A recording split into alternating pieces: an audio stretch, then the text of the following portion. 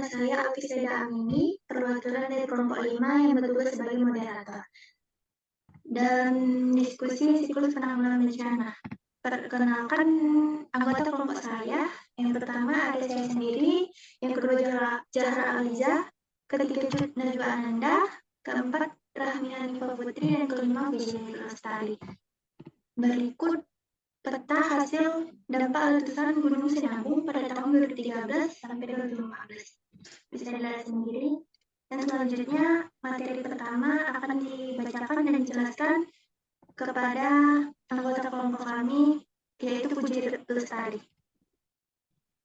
Siklus penanggulangan bencana. Yang pertama, tahapan mitigasi bencana. Yang dilakukan yaitu yang pertama memperhatikan arahan Pusat Vulkanologi dan Mitigasi Bencana Geologi atau PVMBG terkait dengan perkembangan aktivitas gunung api. Jadi, gunung api itu memiliki empat tingkatan. Yang pertama itu normal, waspada, siaga, dan juga awas. Pemantauan dilakukan selama 24 jam untuk mengetahui status gunung api dengan alat pencatat gempa atau seismograf. Yang kedua itu persiapkan masker dan kacamata pelindung untuk mengantisipasi debu vulkanik. Yang ketiga itu mengetahui jalur evakuasi dan shelter yang telah disiapkan oleh pihak berwenang. Yang keempat, mempersiapkan skenario evakuasi lain apabila dampak letusan meluas di luar prediksi ahli. Yang kelima, persiapkan dukungan logistik. Selanjutnya, mitigasi pada saat bencana. Yang pertama, pastikan Anda sudah berada di shelter atau tempat lain yang aman dari dampak letusan. Yang kedua, gunakan masker dan kacamata pelindung. Yang ketiga, selalu memperhatikan arahan dari pihak berwenang selama berada di shelter. Selanjutnya akan dijelaskan oleh Rahmi. Lalu selanjutnya itu ada siklus penanggulangan bencana. Yang berikutnya itu ada pasca bencana. Yang pertama, apabila Anda dan keluarga harus tinggal lebih lama di shelter, pastikan kebutuhan dasar terpenuhi dan pendampingan khusus bagi anak-anak dan remaja diberikan. Dukungan orang tua dan bekerjasama dengan organisasi kemanusiaan dalam pendampingan anak-anak dan remaja sangat penting untuk mengurangi stres dan ketekanan selama di shelter.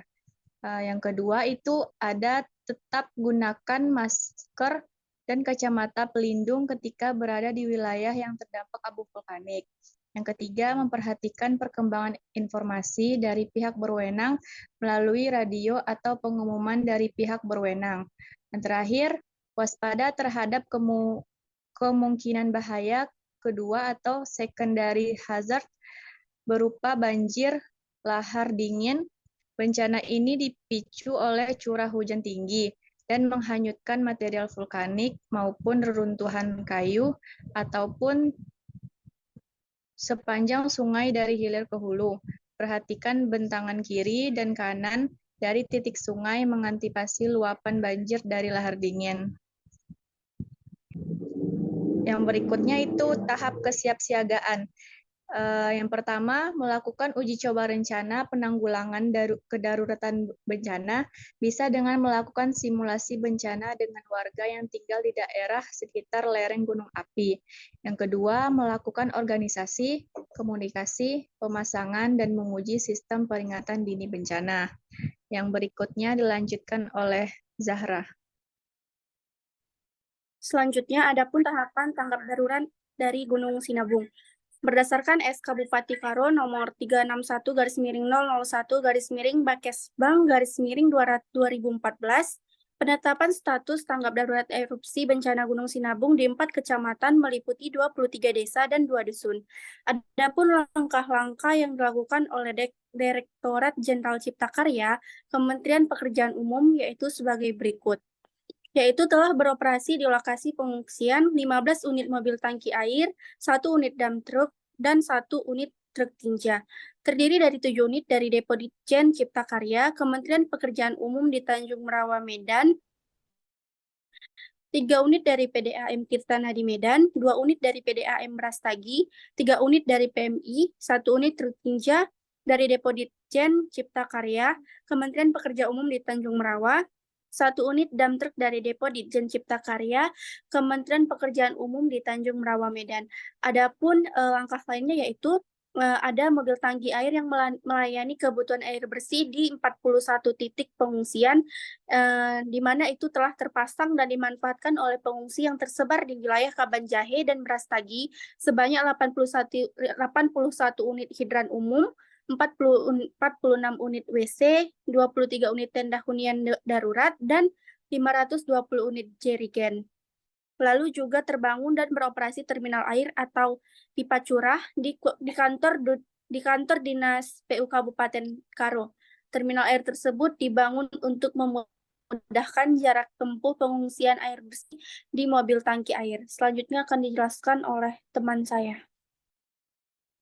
Baik, saya akan menjelaskan tentang seksi rehabilitasi mempunyai tugas yaitu yang pertama, menyiapkan bahan perencanaan kebijakan di bidang rehabilitas pasca bencana. Yang kedua, menyiapkan bahan pedoman teknis dan standar di bidang rehabilitasi pasca bencana. Yang ketiga, menyiapkan bahan pelaksanaan kebijakan di bidang dukungan logistik.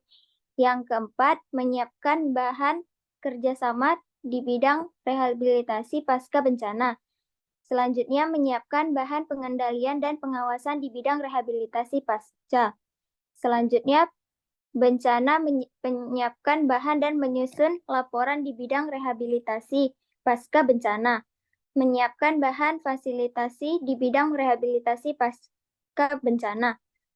Menyiapkan bahan evaluasi di bidang rehabilitasi pasca bencana, melakukan tugas-tugas lain yang diberikan oleh kepala bidang. Baik, ini ada poster tentang tanggap hadapi bencana gunung berapi dan mitigasi bencana alam gunung meletus pasca bencana.